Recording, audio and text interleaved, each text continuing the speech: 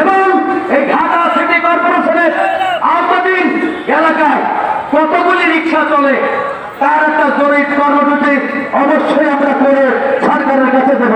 সেই জরিপ কর্মসূচি অনুযায়ী তাদেরকে লাইসেন্স দিতে হবে, এবং বিকল্প কাজের ব্যবস্থা ছাড়া একটি রিক্সাও উচ্ছেদ করা যাবে না। বন্ধুরা, আমি আমার বক্তব্য দীর্ঘায়িত করবো না, এইটুকুই বলবো, জননেত্রী শেখ হাসিনা এই বাংলাদেশের উন্নয়ন অগ্রযাত্রার মূল ভূমিকা পালন করতেছেন।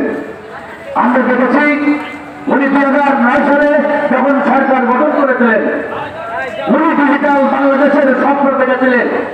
এই ডিজিটালের অর্থ এখনো আমরা বুঝি নাই, আর বিএনপি তো বোঝাই নাই তখন ডিজিটাল আবার কি। ডিজিটাল আজকে এটাই, আমরা ঢাকা শহরে যাবো রিক্সা চালাই, তখন গ্রাম থেকে আমার স্ত্রী আমাকে রিং দেয়, তুমি কি করো এখন? আমি তো গাড়ি দিয়ে আছি, টাকা লাগবে 1000। আমি গাড়ি থামিয়ে 1 মিনিটের মধ্যে আমার স্ত্রীর কাছে আমি টাকা পাঠাতে পারি। এটাই হলো ডিজিটালের অংশ, এটাই হলো জননেত্রী শেখ হাসিনার স্বপ্ন। পাশাপাশি আমাদেরকে সুশৃঙ্খল হতে হবে, আমাদেরকে ঐক্যবদ্ধ হতে হবে।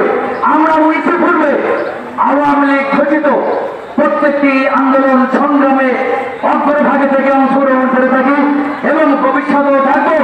এবং জননেত্রী শেখ হাসিনার বিরুদ্ধে যারা ষড়যন্ত্র করছে আজকে, এই ষড়যন্ত্রকারীদের বিরুদ্ধে